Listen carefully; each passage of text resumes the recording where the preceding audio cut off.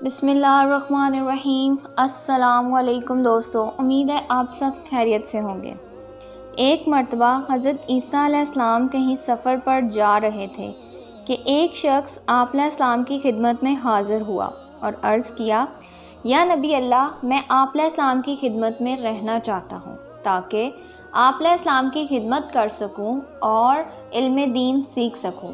آپ علیہ السلام نے اس کو اپنے ہمراہ رہنے کی اجازت دے دی۔ اجازت ملنے کے بعد وہ شخص حضرت عیسیٰ علیہ السلام کے ساتھ سفر کرنے لگا۔ چلتے چلتے راستے میں جب دونوں ایک نہر کے کنارے کے پاس پہنچے تو آپ علیہ السلام نے فرمایا، آؤ کھانا کھا لیں۔ اس وقت آپ علیہ السلام کے پاس 3 روٹیاں تھیں۔ دونوں نے بیٹھ کر ایک ایک روٹی کھا لی، جبکہ تیسری روٹی باقی بچ گئی۔ حضرت عیسیٰ علیہ السلام پانی پینے کے لیے نہر کے کنارے کے پاس چلے گئے۔ پانی پینے کے بعد جب وہ واپس اس شخص کے پاس پہنچے تو دیکھا تو تیسری روٹی وہاں نہیں تھی، جبکہ دونوں ایک ایک روٹی کھا کر اپنی بھوک بھی مٹا چکے تھے۔ آپ علیہ السلام نے اس سے پوچھا کہ تیسری روٹی کہاں ہے؟ وہ شخص بولا، مجھے کچھ پتہ نہیں۔ حضرت عیسیٰ علیہ السلام یہ سن کر خاموش ہو گئے۔ دراصل جب حضرت عیسیٰ علیہ السلام پانی پینے نہر کے کنارے گئے تھے تو اس شخص نے تیسری روٹی چھپا لی تھی تاکہ سفر کے دوران راستے میں جنگل صحراؤں میں جب کچھ کھانے کو نہیں ملے گا تو وہ اپنا پیٹ اس روٹی سے بھر لے گا۔ اگر وہ حضرت عیسیٰ علیہ السلام کو سچ بتا بھی دیتا تو انہوں نے اسے کچھ نہیں کہنا تھا، لیکن جب حضرت عیسیٰ علیہ السلام نے اس سے پوچھا تو اس شخص نے صاف انکار کر دیا۔ وہ نہیں جانتا کہ تیسری روٹی کہاں گئی۔ وہاں کچھ دیر قیام کے بعد حضرت عیسیٰ علیہ السلام نے اس شخص سے فرمایا، آؤ آگے چلیں۔ کافی سفر طے کرنے کے بعد راستے میں ایک جنگل آ گیا اور اس شخص کو بھوک لگنے لگی۔ اس لمحے حضرت عیسیٰ علیہ السلام کو جنگل میں ایک ہرنی اپنے 2 بچوں کے ساتھ نظر آئی۔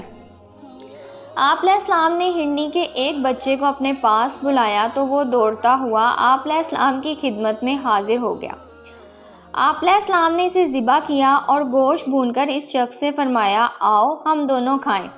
گوشت کھانے کے بعد آپ علیہ السلام نے ہرنی کے بچے کو ہڈیوں کو جمع کیا اور فرمایا، اللہ کے حکم سے زندہ ہو کر کھڑے ہو جاؤ۔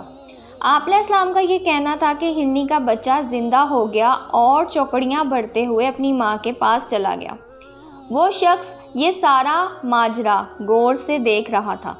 حضرت عیسیٰ علیہ السلام نے پھر اس شخص سے پوچھا، تجھے اس اللہ کی قسم جس نے مجھے یہ معجزہ دکھانے کی قدرت عطا کی، اب سچ بتاؤ وہ تیسری روٹی کہاں گئی؟ وہ شخص حضرت عیسیٰ علیہ السلام کا معجزہ دیکھ کر بھی یہ نہ سمجھ سکا کہ اللہ کا نبی سب جانتا ہے۔ وہ جھوٹ بولنے سے باز نہ آیا اور بولا، مجھے کچھ پتہ نہیں۔ اس شخص کے دوبارہ جھوٹ بولنے پر آپ علیہ السلام نے فرمایا، آؤ آگے چلیں۔ چلتے چلتے راستے میں ایک دریا آ گیا جسے پار کرنا تھا، لیکن وہاں کوئی کشتی موجود نہ تھی۔ آپ علیہ السلام نے اس شخص کا ہاتھ پکڑا اور دریا کے پانی کے اوپر اس طرح چلنے لگے جیسے زمین پر چل رہے ہوں۔ اس طرح پانی پر چلتے ہوئے وہ اس شخص کو دریا کے دوسرے کنارے پر لے آئے۔ یہ دوسرا معجزہ تھا جو اس شخص نے اپنی آنکھوں سے دیکھا۔ کنارے پر پہنچ کر آپ علیہ السلام نے پھر اس شخص سے فرمایا، تجھے اس اللہ کی قسم جس نے مجھے یہ معجزہ دکھانے کی قدرت عطا کی، سچ بتا وہ تیسری روٹی کہاں گئی؟ وہ شخص حضرت عیسیٰ علیہ السلام کا دوسرا معجزہ بھی دیکھ چکا تھا، لیکن پھر دوبارہ جھوٹ بولتے ہوئے کہا، مجھے کچھ پتہ نہیں۔ یہ سن کر آپ علیہ السلام نے فرمایا، آؤ آگے چلیں۔ چلتے چلتے راستے میں ریگستان آ گیا۔ آپ علیہ السلام نے صحرا کی ریت جمع کر کے ایک ڈیرا بنائی اور اس ڈیری سے مخاطب ہو کر فرمایا، اے ریت کی ڈیری، اللہ کے حکم سے سونا بن جا۔ آپ علیہ السلام کہ یہ فرماتے ہی ریت کی ڈیری سونے میں تبدیل ہو گئی۔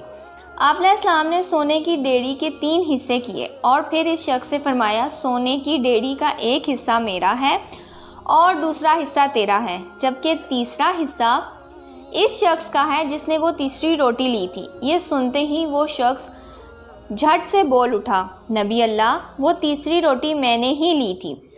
وہ جھوٹا شخص سونے کی لالچ میں سچ بول کر ایک نبی کے سامنے اپنی بے ایمانی کا اقرار کر چکا تھا۔